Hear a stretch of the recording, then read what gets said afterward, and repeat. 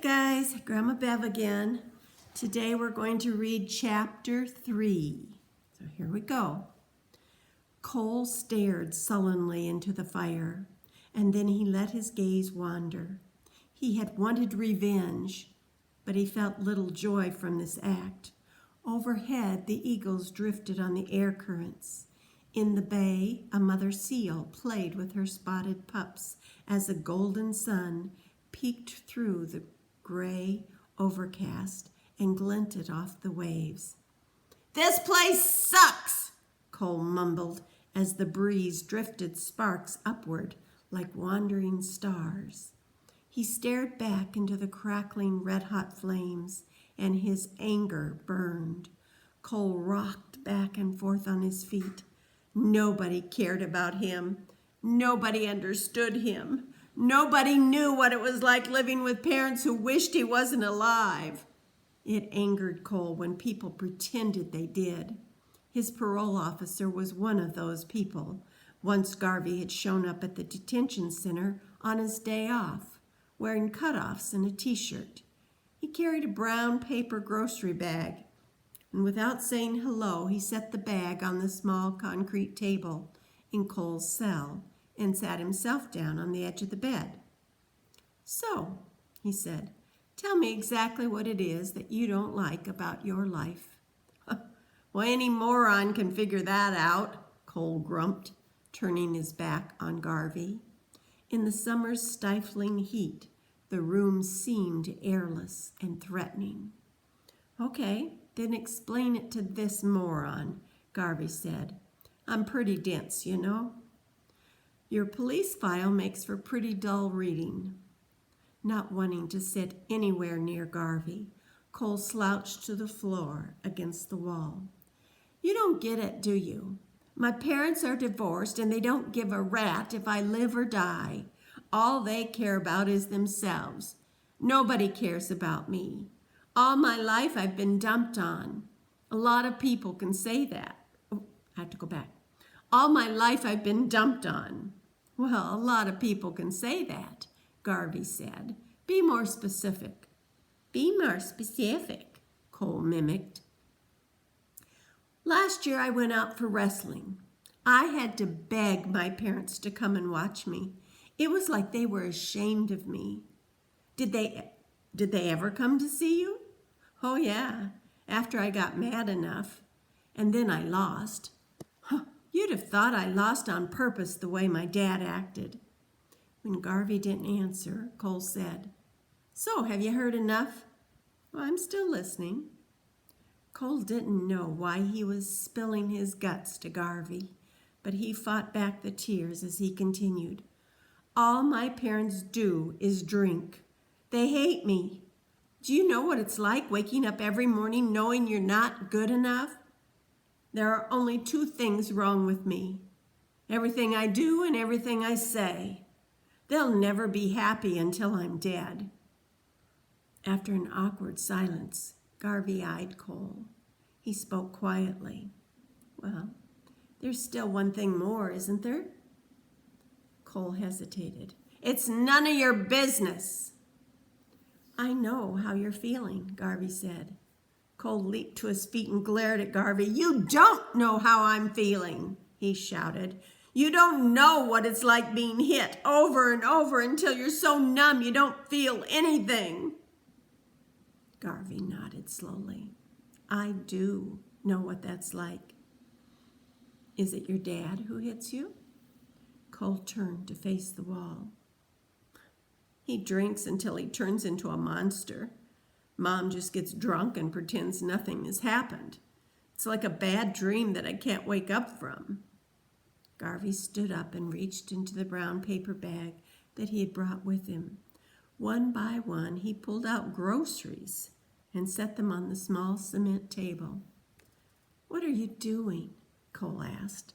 Garvey ignored the question as he laid out salt, flour, eggs, baking soda, a bottle of water, sugar, butter, and molasses. Cole wiped the sweat from his forehead. The stuffy room felt like a furnace. Okay, said Garvey, finishing. Taste everything on the table. No way, Cole grumped. I'm not eating that crap. Well, you surprised me, Garvey said. You're actually afraid of a little bad taste?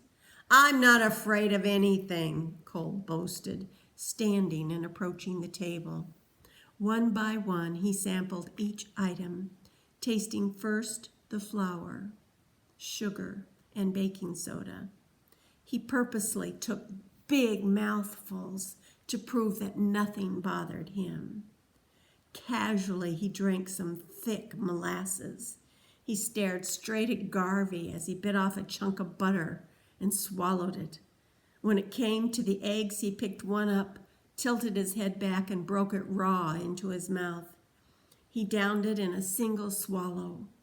He finished by shaking salt directly into his mouth. So, Garvey asked, how did everything taste? Gross. Cole took a long swig of water from the bottle. What did you expect, Garvey? Garvey reached back into the bag. I want you to taste one more thing. And he unwrapped a small baked cake with creamy frosting and broke off a large piece. Here, he said, eat this if you dare. Cole wolfed down the moist piece of cake, eyeing Garvey the whole time. So what does all this prove, Garvey? Garvey shrugged. Did you like the cake? It was okay. Well, I baked it this morning using the same ingredients you tasted on the table. Yeah, so? Cole said. Well, what ingredients should I have left out? None, Cole said. That's a pretty dumb question. But you said the ingredients tasted gross. Cole let his irritation show. Well, not mixed together, stupid. Garvey stood and walked wearily to the door. His shoulders sagged forward as if he was tired from a long hike. Leaving the cake and all the ingredients on the table, he let himself out the steel door without saying goodbye. Cole walked sullenly around the room. Cursing, he swept his arm across the table and sent all the baking ingredients flying. Eggs smashed, wrappings broke open, plastic containers ricocheted off the wall. In seconds, the small room looked bombed. Cole kicked at the butter, the flour, sugar, and baking soda. Sticky molasses and egg whites coated his shoes as he picked up the cake and flung it hard at the steel door. That cake sucks, he shouted, and so does my life. Inch by inch, the billowing flames devoured the supplies and the shelter. Cole chuckled and then laughed out loud as the searing flames surged and rolled higher along the sides of the shelter. His laughter grew hysterical. By the time the flames engulfed the wooden hut and licked up into the open air, Cole had lost all control. His wild laughter mocked the world and everyone he had ever known. It mocked the loneliness. It mocked every bully that had ever picked on him. He laughed at every time he had ever been teased, every time he had been arrested, every time his parents had argued.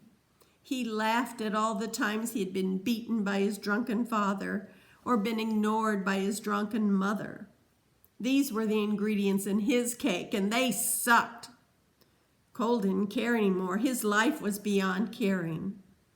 With Cole's laughter, hot tears escaped his reddened and angry eyes, and he flooded his cheeks. This banishment was the ultimate hurt, worse than his father's fist and belt, worse than his mother's never caring. This was the hurt of being alone and unwanted.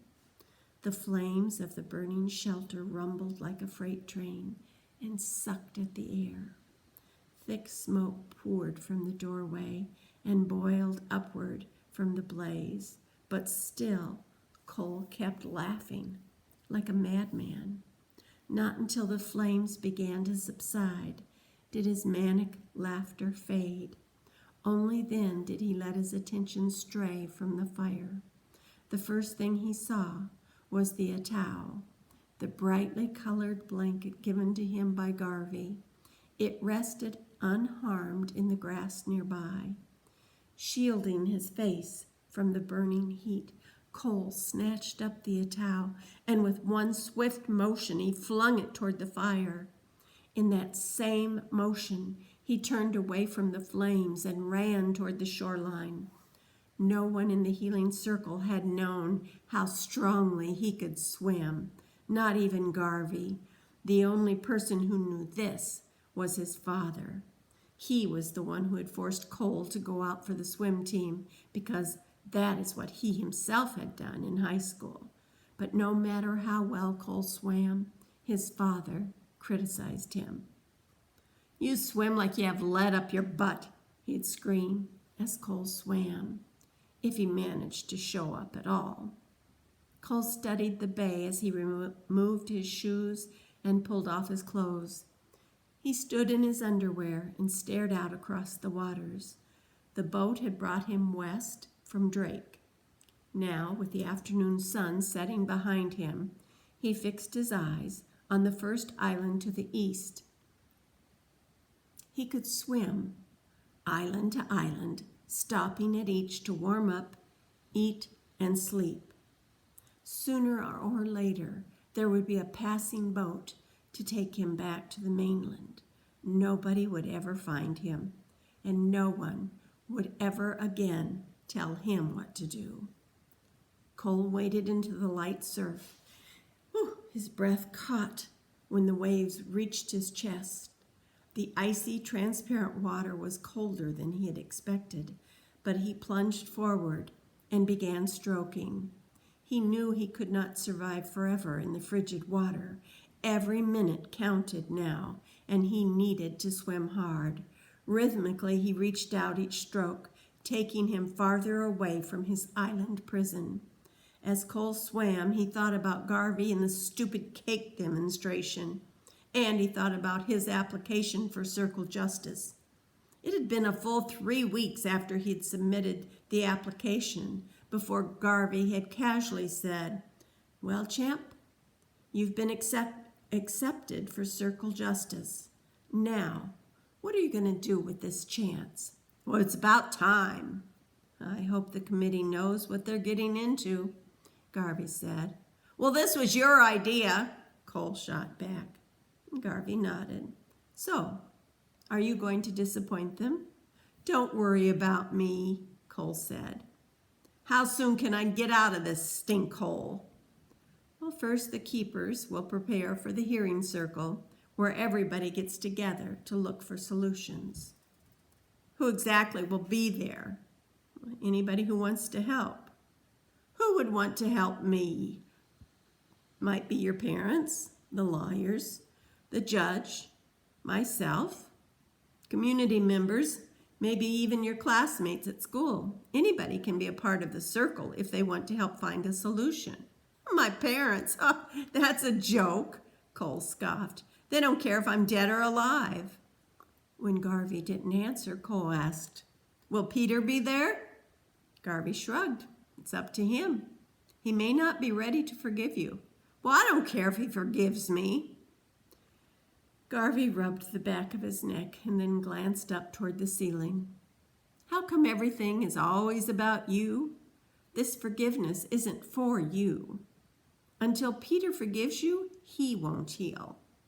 "Well, maybe if he forgives me, everybody will forget about what I did and I can get out of this pit faster." Garvey stood to leave. Forgiving isn't forgetting, chump. Tomorrow, chapter 4.